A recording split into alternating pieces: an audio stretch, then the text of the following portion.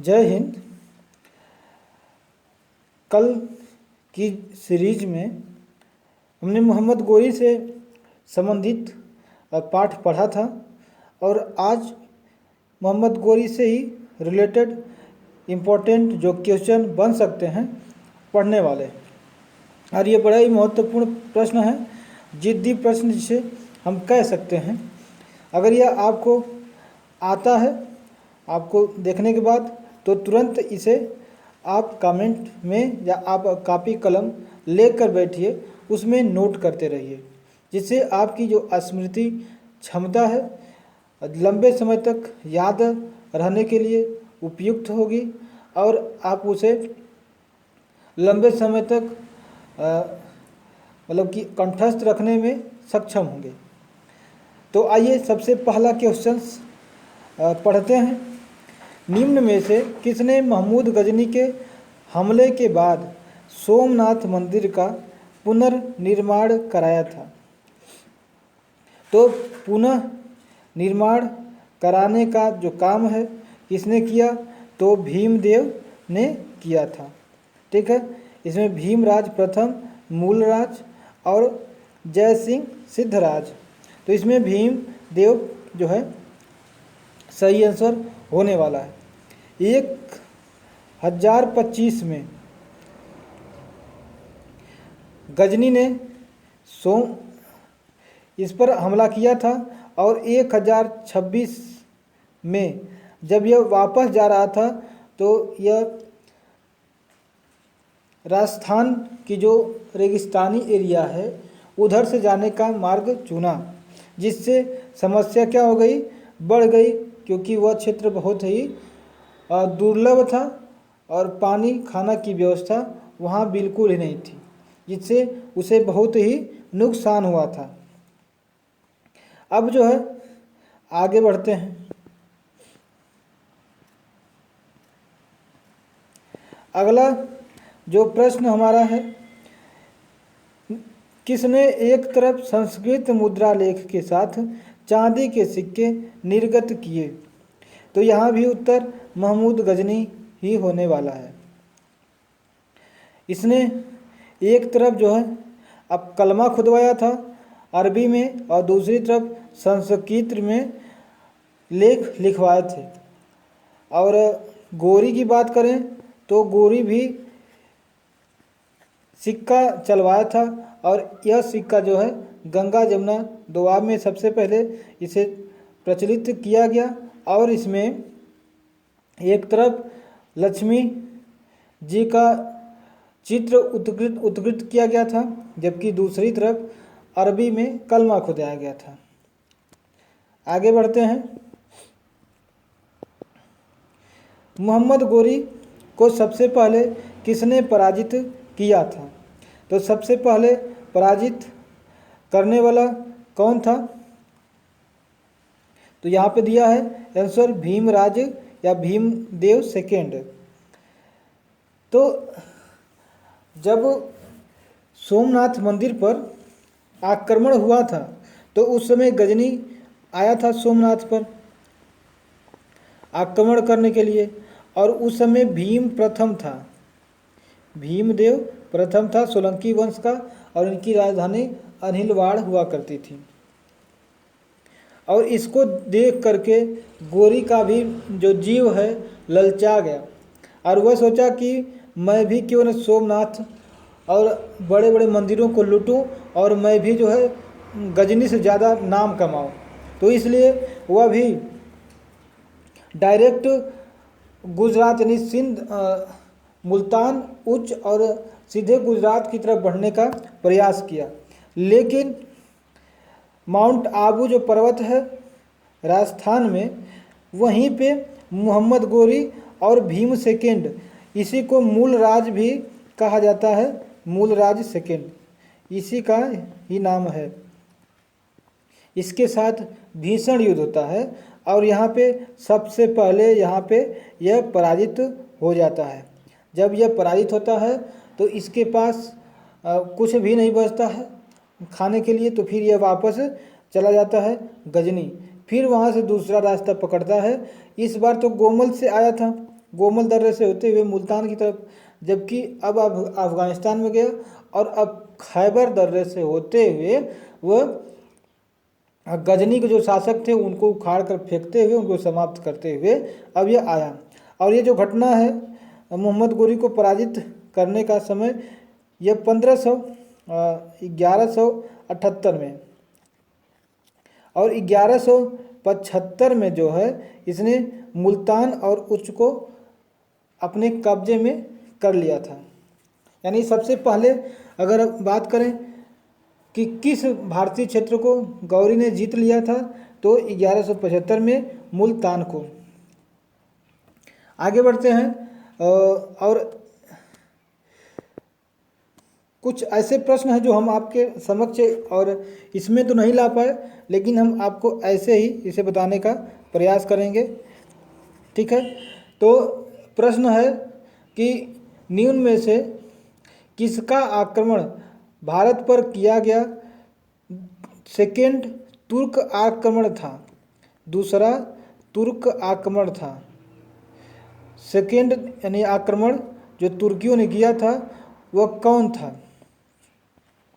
तो इसका आंसर होने वाला है गोरी, मोहम्मद गोरी। तो पहला कौन था?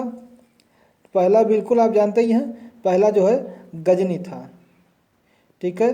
पहला कौन था? गजनी था। ये सभी तुर्की थे, ठीक है, ये सब के सब तुर्की थे, और मतलब इनका जन्म जो है अफगानिस्तान के ही आसपास हुआ था, लेकिन इन्हें तुर्की कहा जाता है। अच्छा बताइए कि जो गोरी है किस वंश से संबंधित था? आपको ऑप्शन दे तो यामनी, संसबनी, गुलाम, खिलजी। तो बता दें कि यह जो है यामनी वंश से संबंधित था।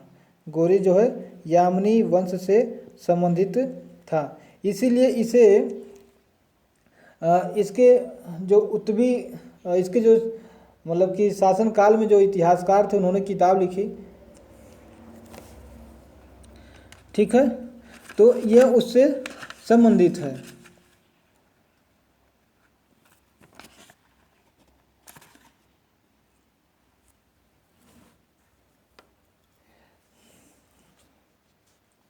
अच्छा एक चीज़ गलती हो गई, जो यामिनी है यह गजनी जो इससे संबंधित था।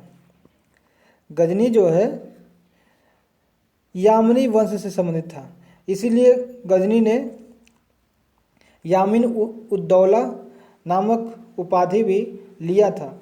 और गजनी के बारे में जो उत्बी था उसने किताब लिखा था, किताबुल ए यामनी, तारीख ए यामनी और किताबुल ए यामनी, 2 किताबें लिखी थी। तो यामनी वंश से था इसीलिए। और गोरी का बताएं तो यह संस बनी जो वंश है इससे संबंधित था। संस बनी एक वंश है, इससे संबंधित गोरी हुआ करता था। वैसे गोरी जो है गोर वंश चलता था उन लोग का, तो इसमें संस बनी भी एक मतलब कि उपनाम है, यही हमसे पूछा जाता है कई बार, ठीक है। आगे बढ़ते हैं, चलिए और बताइए कि मोहम्मद गोरी को अन्य कौन कौन से नाम से जानते हैं? मोहम्मद गोरी को और कौन कौन से नाम हैं जिनसे इसको जाना जाता है? तो पहला नाम है शहाबुद्दीन,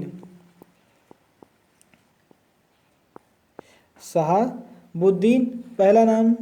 दूसरा जो है मुइनुद्दीन, मुइजुद्दीन,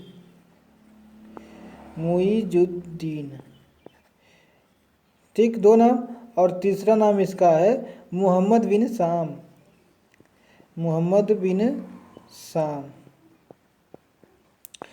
चूँकि यह गोरी वंश से संबंधित था इसलिए इसने अपना जो है गोरी से के नाम से ही प्रचलित हुआ। वैसे यह देखा जाए तो संस बनी नामक वंश से भी यह प्रचलित था। इसके 3 नाम थे, शहाबुद्दीन, मोहम्मद गोरी के नाम से गद्दी बैठा, मुइनुद्दीन इसने उपाधि लिया था मुइजुद्दीन के नाम से, और मोहम्मद बिन शाम इसका जो है बचपन का नाम हुआ करता था। अगला क्वेश्चन की बात करें तो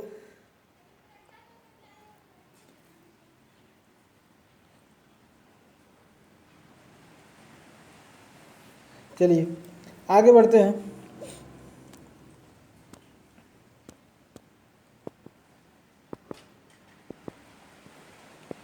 अब जो है अगला प्रश्न है कि भारत में मोहम्मद गोरी ने किसको प्रथम एकता प्रदान किया था? प्रथम एकता प्रदान किया था। तो इक्तेदारी इक्तेदार की व्यवस्था या इक्तेदार की जो स्थापना या प्रचलन सबसे पहले जो है इल्तुतमिश ने किया था, एकता प्रथा की स्थापना। लेकिन एकता प्रदान भी किया जाता था। तो इकदा सबसे पहले कहाँ गया, कुतुबुद्दीन ऐबक को सबसे पहले प्रदान किया था गोरी ने एकता। देखिए कुतुबुद्दीन ऐबक, यल्दौज और कुवाचा, ये तीनों, और इसी के साथ साथ एक और था जलालुद्दीन खिलजी, ये तीनों जो है एक ही समय में और गौरी के गुलाम हुआ करते थे। और इन्होंने गौरी के साथ ही आक्रमण या जो विजय अभियान में शामिल होते थे। लेकिन सबसे ज़्यादा जो फेथ या वफादारी का जो खिताब है कुतुबुद्दीन ऐबक ने पाया और इसे ही अपना सबसे पहला उत्तराधिकारी नियुक्त किया। और यह लाहौर में जो है रुक करके भारत के जो जीते हुए क्षेत्र हैं उसके साथ शासन व्यवस्था को बनाए रखता था। आगे बढ़ते हैं। देखिए प्रश्न है कथन और कारण का। कथन है भारत पर तुर्की आक्रमण सफल हुए। बिल्कुल मेरे प्यारे साथियों, गजनी भी आया था तो आक्रमण इसका सफल हुआ और बहुत से क्षेत्रों को लूटा, तबाह किया, जला दिया, नष्ट कर दिया। गोरी भी आया तो गोरी अपना सब लूटा फूटा, लेकिन यहाँ पे जीत करके अपने सैनिकों को, सेनापतियों को यहाँ पे राज्य को दे करके वापस चला गया। जबकि गजनी कुछ नहीं किया, केवल लूटपाट करके ही वापस चला गया था। और यह गजनी जो है पहला तुर्की आक्रमण और गोरी जो है सेकेंड तुर्की आक्रमण था। अब उत्तर भारत में राजनीतिक एकता नहीं थी। बिल्कुल मेरे प्यारे साथियों, अगर राजनीतिक एकता रही होती तो अगर सभी राज्य मिल करके, जितने भी राजा थे एक साथ आए होते, 2-3 राजा खाली मिले होते तो गोरी और गजनी तो ऐसे ही मार खत्म हो जाते। ये सब खाली धोखा करके और अन्य राजाओं से मिल करके ये जो है भारत पर आक्रमण करते थे और अन्य राजाओं को हराते थे। देखिए मोहम्मद गोरी ने जो है पृथ्वीराज चौहान को धोखे से हराया था तराइन के सेकेंड युद्ध में, और इसमें जयचंद ने इसकी मदद भी करी थी। और बाद में जयचंद भी इसी का शिकार हुआ। तो इसलिए कहता है कि अगर सांप को दूध पिलाओगे तो सांप क्या करेगा, एक न एक दिन आपको डस ही लेगा। इसलिए जो बुरे हैं, बुरों के साथ आप बुरा ही बन के रहिए, उनके साथ अच्छा बनने का प्रयास कभी न करिए। तो इसमें बता दें कि इसमें दोनों सही है और कारण भी, इसका जो कथन है उसकी व्याख्या भी अच्छी से की जा रही है, हो रही है। तो राजनीतिक एकता के कई सारे जो है वो तो से ही साथ में यहाँ पे ब्राह्मणवाद था, जाति भेद थे, जिसके कारण जो है अलग अलग जातियों के राजा यहाँ पे थे और ब्राह्मणों के द्वारा वे अलग, मतलब कि अलग अलग तरीके से पेश किए जाते थे, जिससे वे अन्य राजाओं जो मतलब कि क्षत्रिय या ब्राह्मण कुल के होते थे तो उनके साथ यह मतलब कि एक साथ मित्रता व्यवहार नहीं रहती थी। और नैतिक पतन हो गया था, हमारे बीच नैतिक पतन हो गया था। हमें जो है गलत सही का पता नहीं चलता था कि हम किसका साथ दे रहे हैं, बल्कि हमें जो है पुराना जो बदला होता था वह लेने की ज़्यादा मतलब कि जल्दबाजी थी या उसकी ज़्यादा ज़रूरत होती थी। ठीक है, जाति भेद और हमारे समाज में बहुत सारी ऐसी कुरीतियाँ थी जो कि इस एकता को होने नहीं देती थी। आगे बढ़ते हैं और आप बताइए, हमारा प्रश्न है इसमें पहला कि मोहम्मद गोरी और चौहान के बीच विवाद किस चीज़ का था। देखिए, मोहम्मद गोरी जब आया लाहौर से आगे बढ़ा, तो उसके बाद वह आगे बढ़ते हुए आ गया था जो है थानेसर तक या भटिंडा के आसपास आ गया था। लेकिन उसके बाद जो है जो थानेसर था, ठीक है, वहाँ पे आके रुका था और मेन वही विवाद था। तो इस चीज़ के लिए चौहान ने उसके साथ पत्राचार भी किया और मतलब कि शांति से बैठकर इसे सही करने का या संधि करने का प्रयास किया। लेकिन इसने धोखे से, जब सभी जनता सोई हुई थी चौहान की सेना, तो रात को सुबह में मतलब कि रात के ही 4 बजे लगभग क्या किया गया, इसने आक्रमण कर दिया, जिससे कि ये जो है इनकी कई सारी सेना ज़्यादातर मारी गई और ये इसमें विजय हासिल भी कर लिया। तो इसमें मुख्य विवाद था भटिंडा, जिसे तावर हिंद भी कहते हैं। भटिंडा का ही मेन क्या था, क्योंकि वह इधर से भटिंडा आ गया था और भटिंडा पर इसका अधिकार था लगभग आधा, और यहाँ से जो है चौहान थे और चौहान का भी यहाँ पे दिल्ली के आसपास पूरा इसका अधिकार था। और 1194 में गौरी ने किसको हरा दिया था, तो बता दें कि चंदावर के युद्ध में जयचंद को हरा दिया। जयचंद कहाँ का राजा था, तो गढ़वाल का राजा था। यह जो है कहाँ का, तो गढ़वाल का राजा था, जो कि उत्तराखंड में पड़ता है और इसका क्षेत्र जो है उज्जैन से लेकर काशी और कौशाम्बी, इलाहाबाद इधर नीचे तक था। आगे की तरफ बढ़ते हैं और देखिए, इसमें एक यह है कि इसमें क्वेश्चन पूछा गया था कि पट्टवाय श्रेणी यानी रेशमी सूत बनाने वाले की समिति या रेशमी सूती बनाने वाले के बारे में जानकारी किस लेख से मिली है। तो यह लेख जो है मंदसौर शिलालेख, जो कुमार गुप्त के शासनकाल का हुआ है और यह गुप्त शासक है। इसी लेख से पता चलता है कि उस समय के लोग जो है सूती वस्त्र का उपयोग करते थे और इसका निर्माण भी करते थे।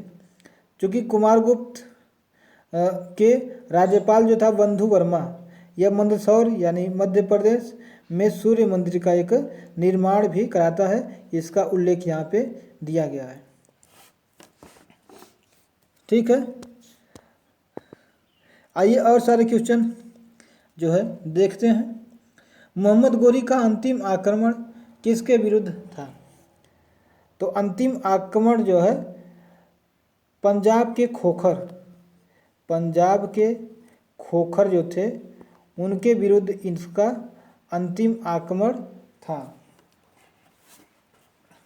तो इसका अंतिम आक्रमण जो है पंजाब के खोखरों के विरुद्ध था, क्योंकि जब यह जीत के जाता था तो ये सब इसके जो भी मुस्लिम होते थे इनका बहुत विरोध करते थे और इनके जितने भी मुस्लिम होते थे इन सबों को पकड़ करके बड़ी यातना देते थे, इनको मारते पीटते थे।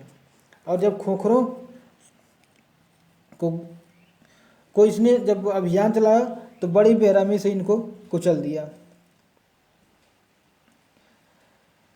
अब जो है एक प्रश्न यहाँ भी है कि तराइन का जो द्वितीय युद्ध है, तो ऐसा निर्णायक युद्ध समझना चाहिए जिसने भारत पर मुसलमानों की आधारभूत सफलता निश्चित कर दिया था। ठीक है, और बाद में होने वाले आक्रमण इसके परिणाम मात्र थे। किसने कहा था, तो V.A. स्मिथ ने कहा था। इन्होंने बताया कि जो तराइन का सेकेंड युद्ध हुआ यह था निर्णायक युद्ध। किसके लिए, तो गोरी के लिए। और गोरी जो है इससे ज़्यादा महत्वपूर्ण यानी पावर में आ गया था। बिहार विजय और बंगाल विजय और असम आक्रमण पर कौन था? तो यह था बख्तियार खिलजी। बख्तियार खिलजी 1200 या 1193 से 1202 तक इसने आक्रमण किया था बिहार पर, और बिहार को जीत लिया, जहाँ यहाँ पे कुमार पाल हुआ करता था। और फिर 1198 से 1263 नहीं, 1203 के बीच इन्होंने बख्तियार खिलजी ने बंगाल पर आक्रमण किया और उसे जीता भी। और यहाँ का शासक हुआ करता था सेन, और वह यहाँ से भाग गया जो है पूर्वी वाले क्षेत्र में, और यहाँ पे अपनी राजधानी इसने लखनऊती बनाई और यहीं से अपने शासन किया। इसने पंजाब की तरफ भी गया और यहाँ 1206 में असम पर आक्रमण किया, तो 1206 में इसने असम तक भी अपने आक्रमण किए थे। और इसने ही विक्रमशिला महाविद्यालय, जिसको कुमार गुप्त ने बनवाया, साथ में नालंदा विश्वविद्यालय से, ठीक है, और इन विद्यालयों को भी नष्ट कर दिया था।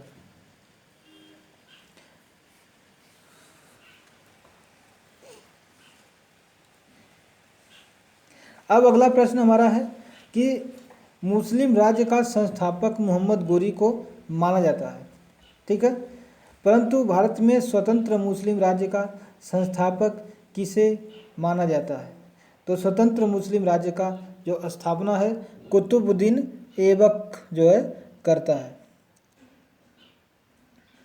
तो आप जितने भी क्वेश्चन गौरी से बन सकते हैं मैंने इस वीडियो में शामिल किया, और इससे संबंधित अगर कोई आपका क्वेश्चन है जो इसमें शामिल नहीं हुआ तो आप ज़रूर कमेंट में लिखिए, ताकि सभी को वह भी क्वेश्चन लोगों को पता चले।